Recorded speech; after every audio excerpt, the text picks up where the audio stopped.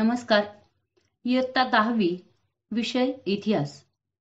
आजपर्यंत आपण इतिहासाचे 4 पाठ अभ्यासले आहेत. मार्च 2020 ची जर प्रश्नपत्रिका बघितली तर जवळजवळ 4 प्रकरणांवरच 29 गुणांचे प्रश्न विचारले गेले आहेत. म्हणजे ही प्रकरणं अत्यंत महत्त्वाची आहेत. तसंच पुढचा जो अभ्यास आहे तो पण अत्यंत महत्त्वाचा आहे. त्यासाठी आपण या सर्व पाठ्यपुस्तकाचं वाचन करणं अत्यंत महत्त्वाचं आहे. नियमित वाचन होणं हे आवश्यक आहे. त्याचबरोबर आपण जर स्पर्धा परीक्षांची प्रश्नपत्रिका बघितली तर बराचसा अभ्यास हा इतिहासातला येतो. जवळजवळ 40% अभ्यास प्रश्न हे इतिहास आणि भूगोलवर विचारले जातात. त्या दृष्टीनं इतिहास अभ्यासणं अत्यंत आवश्यक आहे. आज आपण पाठ क्रमांक 5 अभ्यासणार आहे. प्रसार माध्यमे आणि इतिहास. आता प्रसार माध्यमे म्हणजे काय हे आपणास माहित आहेच.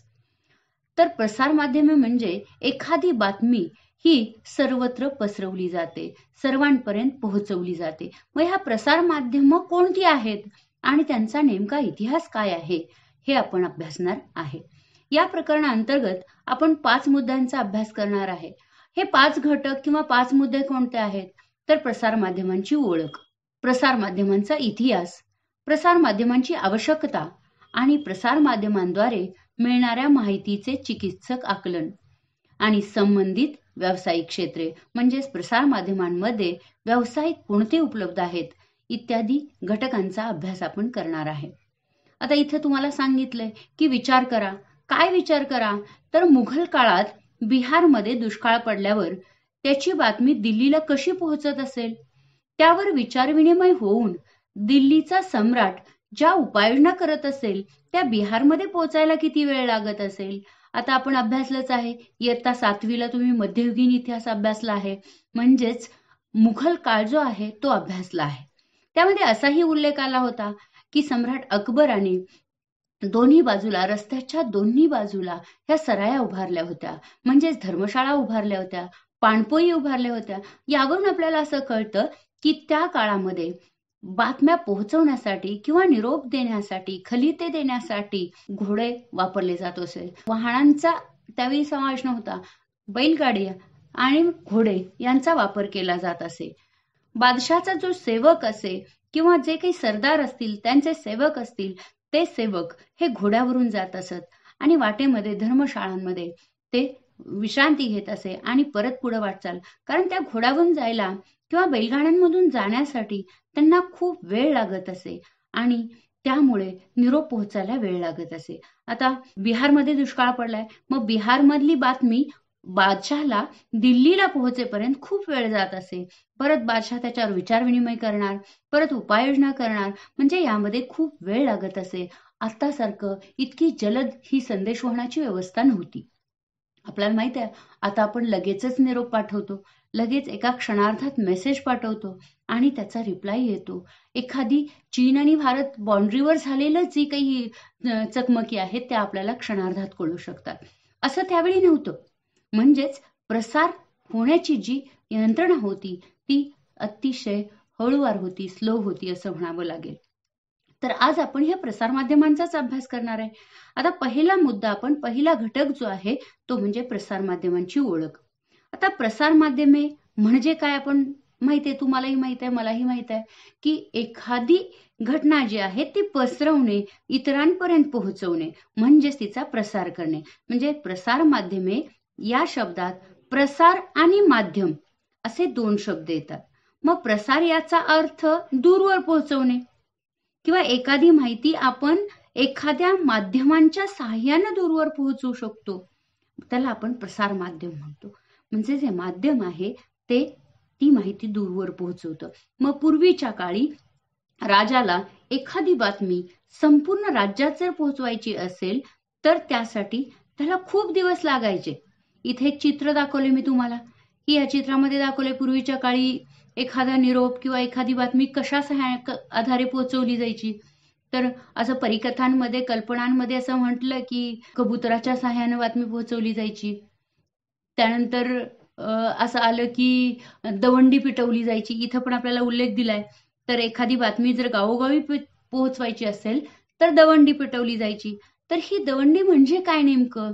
तर राजाचा किंवा बादशाहचा जो सेवक आहे, तो सेवक काय करायचा, गावोगाव फिरायचा आणि गावागावांमध्ये चौकाचौकांमध्ये जाऊन एखादं हातातलं जे वाद्य आहे ते वाजवायचा किंवा ढोल पिटायचा आणि ऐका हो ऐका आणि पुढे ती बातमी सांगायचा. इथं दाखवलंच आहे चित्रात की नेमकं काय आहे, ती दवंडी कशा पद्धतीने पेटवली जाते.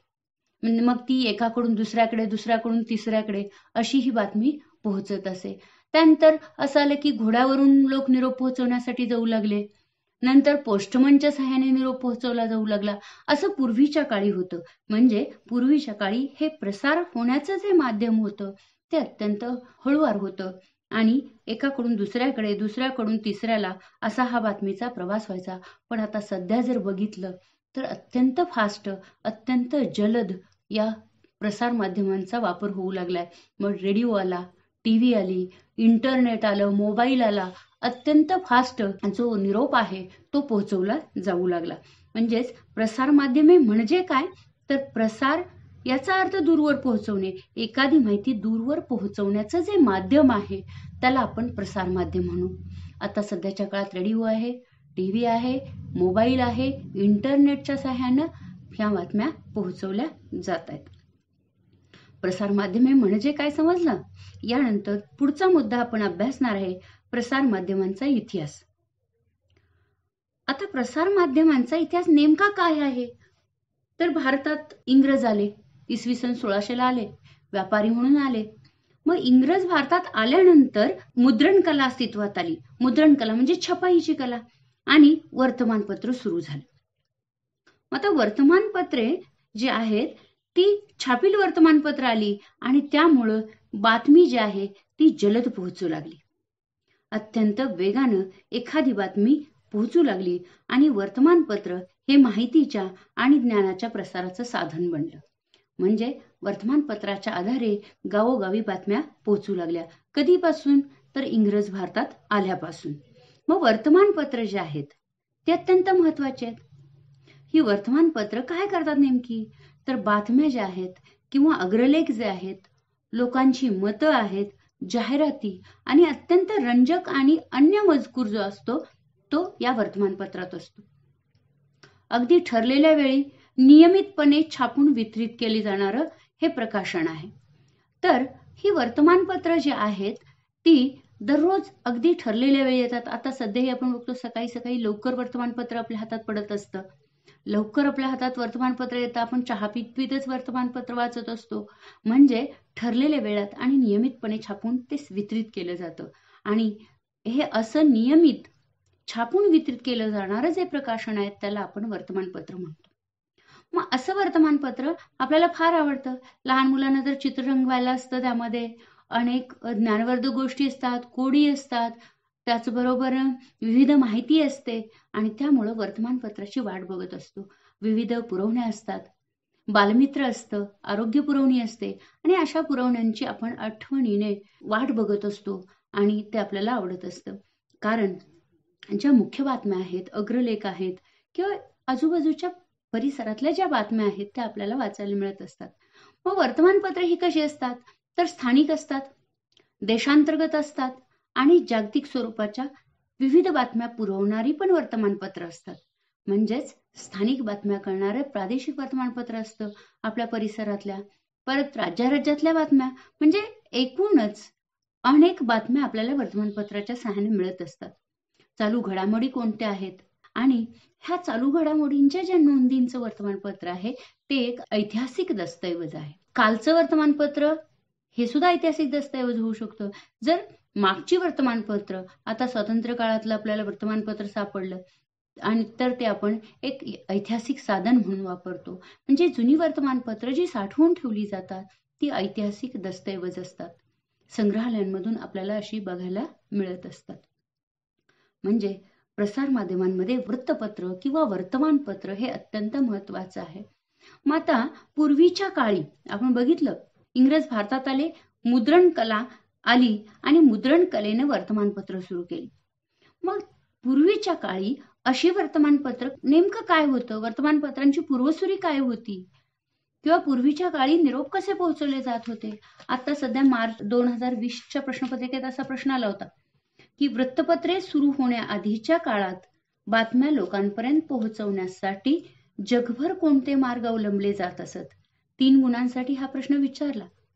विद्यार्थ्यांना पण जमलिंग झालं, नेमकं उत्तर काय लिहावं.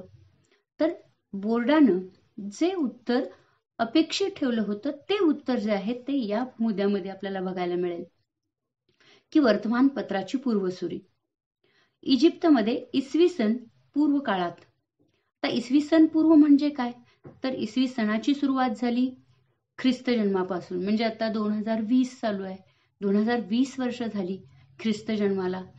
तर ख्रिस्त जन्म पूर्वीचा जो काळ आहे, म्हणजे इसवी सणाच्या पूर्वीचा जो काळ आहे, त्या काळामध्ये सरकारी आदेशांचे कोरीव लेख हे सार्वजनिक ठिकाणी लावून ठेवत आणि ते लेख मग लोक वाचत असत किंवा बघत असत. मग प्राचीन रोमन साम्राज्यात सरकारी हुकूम कागदावर लिहून काढत आणि ते कागद प्रांतोप्रांती वाटले जात.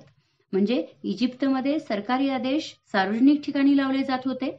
प्राचीन रोम साम्राज्यात कागदावर लिहून काढत आणि प्रांतोप्रांती वाटले जात असत. म्हणजे आता कसे आपल्या पेपरमध्ये पॅम्पलेट येतात, जाहिराती येतात, तर असे ते लिहून काढले जायचे आणि वाटले जायचे. मग यात देश आणि राजधानीतल्या घटना असत, आजूबाजूच्या माहिती ज्या आहे, घटना ज्या आहेत त्या यामध्ये असत. तसंच जुलियस सीझरच्या अधिपत्याखाली ऍक्टा डायना म्हणजेच डेली ऍक्ट म्हणजेच रोजच्या घटना नावाचं वार्तापत्र, तसंच रोममध्ये सार्वजनिक ठिकाणी लावत लोकांपर्यंत सरकारी निवेदनं पोहोचवण्याचा तो एक प्रभावी मार्ग होता. म्हणजे जुलियस सीझरच्या अधिपत्याखाली ऍक्टा डायना नावाचं जे वार्तापत्र आहे ते वार्तापत्र रोममध्ये सार्वजनिक ठिकाणी लावत असत. लोकांमध्ये सरकारी निवेदनं पोहोचवण्याचा तो प्रभावी मार्ग होता. तसंच 7व्या शतकात चीनमध्ये, आता 7वं शतक म्हणजे किती, तर इसवी सन 601 ते 700 या कालावधीमध्ये चीनमध्ये सरकारी निवेदनं ही सार्वजनिक ठिकाणी वाटत असत. मग इंग्लंडमध्ये लढायांची किंवा महत्वाच्या घटनांची पत्रकं काढली जायची आणि ती अधूनमधून वाटली जात असत. तसंच धर्मशाळांमध्ये उतरणारे प्रवासी असत, फिरस्ते असत, ते स्थानिक लोकांना दूरवरच्या बातम्या रंगवून सांगत असत. म्हणजे धर्मशाळा ज्या म्हटलं आपण किंवा सराया ज्या म्हटलं, तिथे हे उतरायचे प्रवासी किंवा फिरस्ते असायचे, ते आजूबाजूच्या ज्या बातम्या आहेत त्या अत्यंत रंगवून लोकांना, स्थानिक लोकांना सांगायचे. तसंच राजांचे प्रतिनिधी हे वेगवेगळ्या ठिकाणी असत आणि ते ताज्या बातम्या राज दरबारात पाठवत असत. म्हणजेच जगभर मुद्रण कला अस्तित्वात येण्यापूर्वी किंवा वर्तमानपत्राची पूर्वसुरी जी म्हणतो आपण, ती अशा प्रकारची होती. तर हा जो प्रश्न आहे मार्चच्या प्रश्नपत्रिकेत आलेला, त्यासाठी हे जे उत्तर आहे, हा जो मुद्दा आहे तो अत्यंत महत्वाचा आहे. कारण बऱ्याच विद्यार्थ्यांनी असं लिहिलं होतं की कबुतराच्या सहाय्याने पाठवलं जायचं किंवा दवंडी पिटवली जायची, पण त्यासाठी हे वर्तमानपत्राची पूर्वसुरी हा जो मुद्दा आहे, हे उत्तर बोर्डच्या उत्तरपत्रिकेमध्ये अपेक्षित होतं. आतापर्यंत आपण प्रसार माध्यमांची ओळख हा एक मुद्दा अभ्यासला. त्यानंतर प्रसार माध्यमांचा इतिहास बघतोय. त्यामध्ये वर्तमानपत्र आणि वर्तमानपत्रांची पूर्वसुरी अभ्यासली. आता आपण बघणार आहे की भारतातलं पहिलं इंग्रजी वर्तमानपत्र कोणतं. तर भारतातलं पहिलं इंग्रजी वर्तमानपत्र हे बेंगॉल गॅझेट नावाचं 29 जानेवारी 1780 रोजी हे सुरू झालं. कलकत्ता जनरल ॲडव्हर्टायझर किंवा बेंगॉल गॅझेट या नावाने हे ओळखलं गेलं आणि ते सुरू केलं जेम्स ऑगस्ट हिकी या आयरिश व्यक्तीने हे सुरू केलं.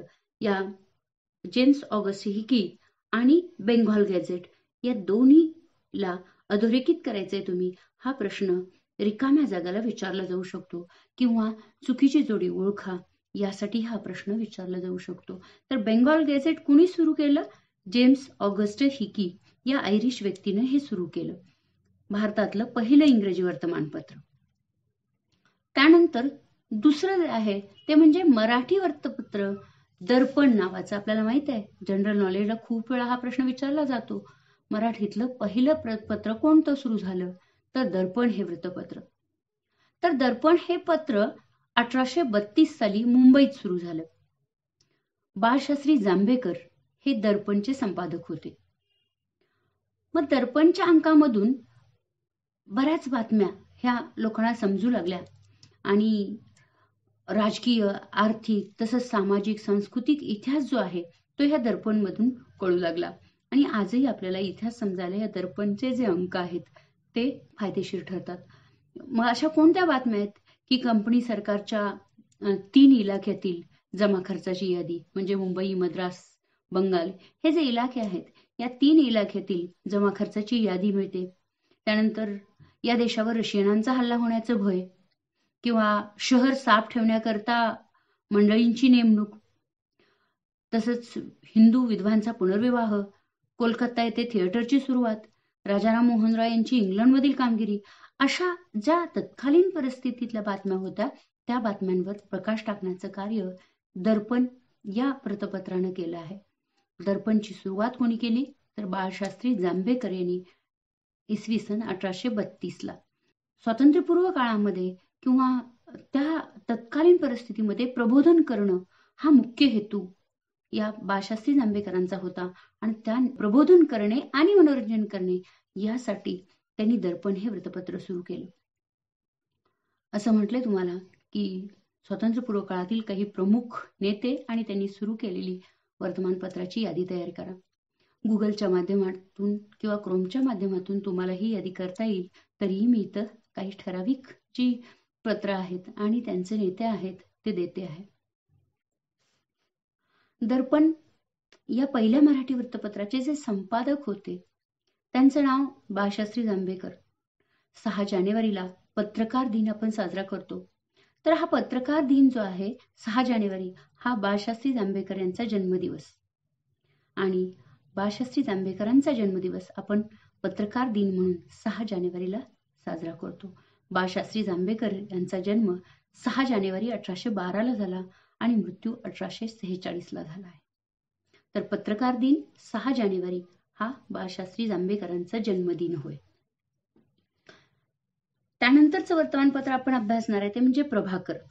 आता हे जे सगळे वृत्तपत्र आणि त्यांचे संपादक जे आहेत हे अत्यंत महत्वाचे आहेत. स्पर्धा परीक्षेच्या दृष्टीनं हे कायमस्वरूपी लक्षात ठेवायचे आहेत. फक्त 10वी पुरतं अभ्यासलं, आले प्रश्न तर उत्तरं लिहिली एवढ्या पुरतंच मर्यादित नाही, तर याचं कायमस्वरूपी आपल्या ध्यानामध्ये हे ठेवायचे आहेत. प्रभाकर हे वर्तमानपत्र भाऊ महाजन यांनी सुरू केलं. त्यात फ्रेंचांच्या बंडाचा इतिहास म्हणजेच फ्रेंच राज्यक्रांतीचा इतिहास की ज्या राज्यक्रांतीनं स्वातंत्र्य, समता आणि बंधुता ही तीन तत्व जी आहेत ती जगाला दिली, त्या फ्रेंचांच्या इतिहासाचा जो अभ्यास आहे किंवा फ्रेंचांचा इतिहास जो आहे तो, तसंच लोकहितवादी म्हणजेच गोपाळ हरी देशमुख यांची प्रबोधनपर शतपत्र जी आहेत, 100 पत्रांमध्ये लोकहितवादींनी जे लेखन केलं ती शतपत्र प्रसिद्ध केली प्रभाकर या वृत्तपत्रातून. प्रभाकर सुरू कोणी केलं तर भाऊ महाजन यांनी. त्यानंतर ज्ञानोदय. आता ज्ञानोदय जे पत्र आहे ते 1842 मध्ये सुरू झालं. या 1842 मध्ये आशिया खंडाचा व 1851 मध्ये युरोपचा नकाशा जो आहे तो छापण्यात आला आणि मराठी वर्तमानपत्रात पहिलं चित्र छापण्याचा जो मान आहे तो ज्ञानोदयकडे जातो. म्हणजे ज्ञानोदय या वृत्तपत्रातून आशिया खंडाचा नकाशा आणि युरोप खंडाचा नकाशा छापण्यात आला. तसंच विजेच्या सहाय्यानं बातमी पोहोचवण्याचं यंत्र म्हणजे टेलिग्राफ जे आहे, हे टेलिग्राफ 1852 पासून सुरू झाल्याची माहिती ही ज्ञानोदयमधूनच मिळते. म्हणजे टेलिग्राफची सुरुवात 1852ला झाली हे ज्ञानोदयमध्ये छापून आणलेलं होतं. तसंच भारतात प्रथम रेल्वेची सुरुवात झाली. भारतात रेल्वेची सुरुवात कधी झाली तर 1853ला झाली. मुंबई ते ठाणे अशी रेल्वे धावू लागली आणि ह्या रेल्वे जेव्हा सुरू झाली ही बातमी जी आहे ती ज्ञानोदयमध्ये चाक्या म्हसोबा या शीर्षकाअंतर्गत छापून आणली गेली. चाक्या म्हसोबा या नावावरूनच तुमच्या लक्षात येईल की जास्त चाकं असणारं असं हे जे रेल्वे आहे ती धावू लागली. 1857च्या संघर्षामध्ये ज्या बातम्या आल्या त्या 1857च्या संघर्षाच्या बातम्या पण वर्तमानपत्रातून ज्ञानोदय या वर्तमानपत्रातून छापल्या जाऊ लागल्या. तर वर्तमानपत्र हे जे आहेत हे समाज प्रबोधनाचं कार्य करणार आहे. समाज प्रबोधनाचं माध्यम आहे. म्हणजेच स्वातंत्र्यपूर्व काळामध्ये समाजामध्ये जागृती निर्माण करण्याचं, प्रबोधन करण्याचं काम जे आहे ते या वृत्तपत्रांनी, वर्तमानपत्रांनी केलं. उदाहरणार्थ इंदुप्रकाश. इंदुप्रकाश या वृत्तपत्रानं विधवा विवाहाचा जोरदार पुरस्कार केला. तसंच बहुजन समाजाचं मुखपत्र म्हणजे दीनबंधू हे महात्मा ज्योतिराव फुले त्यांचे सहकारी कृष्णराव भालेकर यांनी हे पत्र सुरू केलं आणि या पत्रातून बहुजन समाजाची जी स्थिती आहे ती मांडण्याचं काम जे आहे ते यातून केलं. अनेक वृत्तपत्र सुरू झाली. वंदे मातरम, राजकारण यासारखी वृत्तपत्र सुरू करण्यात आली, जेणेकरून समाजात प्रबोधन घडेल हा हेतू ठेवून वर्तमानपत्र सुरू करण्यात आली. प्रसार माध्यम म्हणून हे अत्यंत प्रभावी असं वर्तमानपत्र आहे. आता बऱ्याच वेळा आपण ऐकतो केसरी आणि मराठा ह्या दोन वृत्तपत्रांची सुरुवात कोणी केली, तर आपण अगदी ठामपणे झोपेत जरी विचारलं तरी सांगतो लोकमान्य टिळक. तर स्वातंत्र्यपूर्व काळात भारतीय वर्तमानपत्रांच्या इतिहासातला महत्वाचा टप्पा केसरी आणि मराठा या वर्तमानपत्रांनी गाठला. 1881 मध्ये गोपाळ गणेश आगरकर आणि बाळ गंगाधर टिळक यांनी ही पत्रे सुरू केली आणि या पत्रांनी तत्कालीन सामाजिक आणि राजकीय प्रश्नांना वाचा फोडली. सरकारचे डोके ठिकाणावर आहे का यासारखे जे लेख आहेत ते लोकमान्य टिळकांनी छापून आणले आणि इंग्रज सरकारला धक्का पोहोचेल अशा या बातम्या येऊ लागल्या. समाजामध्ये जागृती करणं, जनजागृती घडवण्यासाठी या वृत्तपत्रांनी जनजागृती घडवून आणली. देशस्थिती तसंच देशभाषेतील ग्रंथ आणि विलायतेतील राजकारण या विषयाच्या संबंधाने केसरीचे लेखन सुरू झाले. म्हणजे केसरी आणि मराठा या वृत्तपत्रांची भूमिका जी होती ती अत्यंत महत्वाची होती. 21व्या शतकात वर्तमानपत्र ही लोकशाहीचा चौथा स्तंभ म्हणून महत्वाची भूमिका बजावत आहेत. हे पण वाक्य अधोरेखित करायचं आहे की वर्तमानपत्रे लोकशाहीचे चौथा स्तंभ म्हणून महत्वाची भूमिका बजावत आहेत. कारण जागृती, जनजागृती करण्याचं कार्य जे आहे ते ही वृत्तपत्र करत आहेत. त्यानंतर पुढचा मुद्दा आहे नियतकालिके. आता नियतकालिके म्हणजे नेमकं काय, तर ठराविक कालावधीत प्रकाशित होणारे मुद्रित साहित्य म्हणजे नियतकालिक होय. मग यामध्ये साप्ताहिक येतं, पाक्षिक येतं, मासिक येतं, द्वैमासिक, त्रैमासिक, षण्मासिक, वार्षिक. म्हणजेच काय, तर ठराविक मुदतीनंतर 7 दिवसांनी निघणारं साप्ताहिक, 15 दिवसांनी निघणारं पाक्षिक, 1 महिन्यातून निघणारं मासिक, 2 महिन्यातून निघणारं द्वैमासिक, 3 महिन्यातून निघणारं त्रैमासिक आणि 6 महिन्यांनी निघणारं षण्मासिक आणि वार्षिक म्हणजे वर्षातून निघणारं एक वार्षिक, असा याचा समावेश नियतकालिकांमध्ये होतो. याखेरीज अनियतकालिकही त्या काळात रूढ होती. तर अनियतकालिकांचा प्रसिद्धीचा काळ हा जो आहे तो अनिश्चित असतो. आपल्याला माहित आहे सध्याच्या काळात अनेक वेळा काहीतरी निमित्तानं ही अनियतकालिकं निघत असतात, यात्रा विशेष असतात किंवा इतर आणखी काही अंक निघत असतात. अनियतकालिक त्यांचा प्रसिद्धीचा काळ हा निश्चित नसतो. इथे एक जादाची माहिती तुम्हाला दिली की आधुनिक काळात अनेक वृत्तपत्रांनी तंत्रज्ञानाचा उपयोग करून ई-आवृत्त्या सुरू केल्या आहेत. त्यांना वाचकांमधून चांगला प्रतिसाद आहे. तर ई-आवृत्त्या नेमक्या काय आहेत, तर ई-आवृत्ती म्हणजे ऑनलाईन आपण पेपर वाचत असतो आणि तो ऑनलाईन पेपर गुगलच्या माध्यमानं किंवा क्रोमच्या माध्यमातून आपल्याला उपलब्ध होत असतो.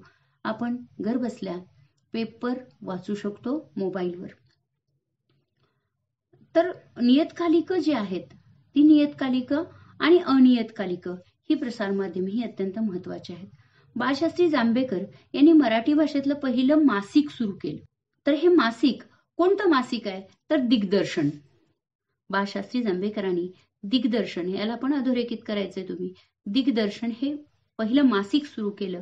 आणि नियतकालिकांचा विचार करायचा झाल्यास प्रगती हे 1929ला आलेलं साप्ताहिक आहे, हे पण महत्वाचं आहे. म्हणजेच स्वातंत्र्यपूर्व काळातील दिग्दर्शन हे मासिक तर प्रगती हे साप्ताहिक महत्वाचं आहे. त्या प्रगतीचे संपादक होते त्र्यंबक शंकर शेजवलकर. हे त्र्यंबक शेजवलकर जे आहेत त्यांनी हे प्रगती हे साप्ताहिक सुरू केलं. त्यांनी प्रगतीमधून इतिहासशास्त्र, महाराष्ट्राचा इतिहास आणि सामाजिक चळवळी इत्यादी विविध विषयांवर विपुल असं लेखन केलं आहे. आधुनिक काळात भारतीय इतिहासाशी संबंधित अशी नियतकालिकं निघत आहेत. उदाहरणार्थ मराठी भाषेतील भारतीय इतिहास आणि संस्कृती, तसंच मराठवाडा इतिहास परिषद पत्रिका यासारखी काही आधुनिक काळात नियतकालिकही आहेत. तसेच इतिहास वाङ्मय आहे यासारखी नियतकालिकं निघत आहेत. आता पुढचं जो अभ्यासणार आहे तो म्हणजे वेब पत्रकारिता. तर वेब पत्रकारिता काय आहे? आज सध्या बघितलं तर ऑनलाईन वृत्तपत्र वाचण्यावर फार भर आहे लोकांचा. म्हणजेच अत्याधुनिक नियतकालिकांमध्ये वेब पत्रकारिता ही अत्यंत महत्वाची आहे. आज वेब पत्रकारितेचं महत्व वाढू लागलंय. अनेक देशामध्ये वृत्तपत्रही बंद झाली आहेत. तिथं केवळ वेब पत्रकारिता प्रचलित आहे. सध्याच्या आधुनिक जगामध्ये कमीत कमी वेळेत जास्तीत जास्त माहिती वाचकांना हवी असते. तसंच लोकांचा संगणकाचा वापर वाढलाय. स्मार्टफोनचा वापर तर खूपच वाढलाय. स्मार्टफोनचा वापर करणारा वर्ग खूप मोठा आहे आणि त्यामुळं ऑनलाईन बातम्या पाहण्याकडे लोकांचा कल आहे आणि सोयीनुसार कुठेही वृत्तपत्र वाचायला मिळत असतं. त्यासाठी ही ई-आवृत्तीही सुरू झाली आहे आणि त्यामध्ये इतिहास हा विषय जो आहे तो पण प्राधान्याने आहे की वेब पत्रकारिता प्रकारात प्रसिद्ध होणाऱ्या नियतकालिकांमध्ये. मग वेब न्यूज पोर्टल्स आहेत, सोशल मीडिया आहे, त्याचबरोबर वेब चॅनल्स आहेत, यूट्यूब आहे. यावर इंग्रजी आणि भारतीय भाषांमधून वाचक प्रेक्षकांसाठी मजकूर उपलब्ध करून दिला जात आहे. अनेक इंग्रजी वृत्तवाहिन्या आहेत. आपण बघतो CNN, NDTV आहे, BBC आहे. अशा वाहिन्यांचे वेबसाईट, तसंच times of India, Hindustan times, DNA अशा सारख्या वृत्तपत्रांच्या वेबसाईट आहेत. आणि इंग्रजीतच नाही तर आता मराठीत देखील वेब पत्रकारिता आहे. त्यामुळे आज तात्काळ आणि जलद बातम्या लोकांना माहीत करून घेण्यासाठी ही वेब पत्रकारिता जी आहे ती अत्यंत महत्वाची भूमिका बजावत आहे. पुढचं जे प्रसार माध्यम आहे ते म्हणजे आकाशवाणी. आता स्वातंत्र्यपूर्व कालखंडात 1924 मध्ये इंडियन ब्रॉडकास्टिंग कंपनी म्हणजेच IBC ज्याला म्हणतो आपण, या नावानं दर दिवशी कार्यक्रमांचं प्रसारण करणारे एक खाजगी रेडिओ केंद्र सुरू झालं. 1924ला IBCच्या नावानं एक प्रसारण करणारं खाजगी रेडिओ केंद्र. आणि त्यानंतर ब्रिटिश सरकारनं याच कंपनीचं नामकरण केलं इंडियन स्टेट ब्रॉडकास्टिंग सर्व्हिसेस म्हणजे ISBS, Indian state broadcasting services असं नामकरण केलं. 8 जून 1936 रोजी परत या कंपनीचं नामकरण ऑल इंडिया रेडिओमध्ये म्हणजे AIR यामध्ये झालं. म्हणजे सुरुवातीची IBC कंपनी नंतर ISBS झाली आणि नंतर 1936ला ऑल इंडिया रेडिओ म्हणजेच AIR असं याचं नामकरण झालं. भारत स्वतंत्र झाला 15 ऑगस्ट 1947ला. त्यानंतर AIR भारत सरकारच्या माहिती आणि प्रसारण खात्याचा एक भाग झाला आणि शासकीय कार्यक्रम जे आहेत व उपक्रमांची माहिती देणारं हे अधिकृत केंद्र असे याचे सुरुवातीला स्वरूप होते. ख्यातनाम कवी पंडित नरेंद्र शर्मा यांच्या सूचनेनुसार त्याला नाव देण्यात आलं आकाशवाणी. म्हणजे AIRला आकाशवाणी असं नाव दिलं गेलं आणि आकाशवाणीतर्फे विविध मनोरंजनपर कार्यक्रम, प्रबोधनपर कार्यक्रम आणि साहित्यिक मूल्य असणारे कार्यक्रम सादर केले जातात. त्याचप्रमाणे शेतकऱ्यांसाठी, कामगार, युवक, स्त्रिया यांच्यासाठीही विशेष कार्यक्रम प्रसारित केले जातात. आपण माहिती आहे आजही आपण रेडिओ अत्यंत आवडीने ऐकत असतो, कारण काम करत करत आपला जो हात आहे तो चालत राहतो आणि ऐकत असतो. विविध माहिती जी आहे ती आपल्याला खूप चांगल्या प्रकारे ऐकायला मिळत असते. अनेक कार्यक्रम जे आहेत ते खूप चांगले असतात. तसंच विविध भारती हा लोकप्रिय रेडिओ जो आहे तो 24 भाषा आणि 146 बोलीभाषांमधून त्यांनी कार्यक्रम सुरू केले. म्हणजेच विविध भारतीवरून 24 भाषा आणि 146 बोलीभाषांमध्ये कार्यक्रम सुरू झाले आहेत. तसंच अलीकडच्या काळात खाजगी रेडिओ सेवा पण सुरू झाल्या आहेत. त्यामुळं 24 तास ह्या प्रसारण करत असतात. उदाहरणार्थ रेडिओ मिर्ची वगैरे, टोमॅटो FM वगैरे वगैरे. तर हे आकाशवाणी जे आहे ते अत्यंत महत्त्वाचं प्रसारमाध्यम आहे की जे आजही आपल्याला फार उपयोगी पडत आहे. तुम्हाला जादाची माहिती दिली आहे. माहीत आहे का तुम्हाला या सदराखाली? तर 23 जुलै 1927 रोजी पहिले इंग्रजी न्यूज बुलेटिन मुंबई रेडिओ केंद्रावरून प्रसारित करण्यात आले. भारतातले पहिले इंग्रजी न्यूज म्हणजे इंग्रजी बातम्या ज्या आहेत त्या पहिल्यांदा 23 जुलै 1927 रोजी प्रसारित करण्यात आल्या आणि त्यानंतर कोलकात्यावरून बंगाली बातम्या सुरू झाल्या. म्हणजेच आकाशवाणी ही 1924 पासून अस्तित्वात आहे. पुढचे जे प्रसार माध्यम आहे ते म्हणजे दूरदर्शन. आता दूरदर्शन आपल्या अत्यंत आवडीचं टीव्ही ज्याला आपण म्हणतो. आता तर सध्या 24 तास टीव्हीचं प्रसारण सुरू असतं. ही टीव्ही आली कधी? तर 15 सप्टेंबर 1959 रोजी भारताचे पहिले राष्ट्रपती डॉक्टर राजेंद्र प्रसाद यांनी दिल्ली दूरदर्शन केंद्राचं उद्घाटन केलं. म्हणजे आपल्या भारतामध्ये 1959 आली आणि महाराष्ट्रामध्ये 1 मे 1972 रोजी मुंबई केंद्राचे कार्यक्रम सुरू झाले आणि 15 ऑगस्ट 1982 रंगीत दूरदर्शनचं आगमन झालं. म्हणजेच 1982 पूर्वी कृष्णधवल म्हणजेच ब्लॅक व्हाईट रंगामध्ये टीव्ही होती. टीव्हीचं प्रसारण चालायचं. पण 15 ऑगस्ट 1982 पासून रंगीत दूरदर्शनचं आगमन झालं आणि अनेकविध चित्रपट, अनेक कार्यक्रम आपण अत्यंत चांगल्या प्रकारे पाहू लागलो. त्यानंतर 1991 मध्ये परदेशी आणि देशी खाजगी वाहिन्यांना केबल तंत्राच्या माध्यमातून कार्यक्रम प्रसारित करण्याची परवानगी दिली गेली. आज मितीला 100हून अधिक वाहिन्या उपलब्ध आहेत. आपण दररोज बघतोच आहे. पण त्या अगोदरचं जे असं होतं 1991 पूर्वी अत्यंत मर्यादित आणि चांगले कार्यक्रम असायचे. लोक आठवड्यातून एक पिक्चर बघायचा मराठी, आठवड्यातून एक हिंदी चित्रपट बघायचा तर त्याची वाट पाहत असायची. रंगोलीची वाट पाहत असायचे. म्हणजे ठराविकच कार्यक्रम होते. एखाद्या नेत्याचं निधन झालं तर 7 दिवस दुखवटा पाळला जायचा. टीव्हीवर बातम्यांव्यतिरिक्त दुसरे कोणतेही कार्यक्रम असायचे नाहीत. तसंच रात्री टीव्ही बंद असायचा. अकरानंतर प्रक्षेपण बंद असायचं. आणि आता सध्या मात्र असं झालंय की 24 तास हे टीव्हीवर प्रक्षेपण सुरू असतं. कारण अनेक खाजगी वाहिन्या देखील आलेल्या आहेत.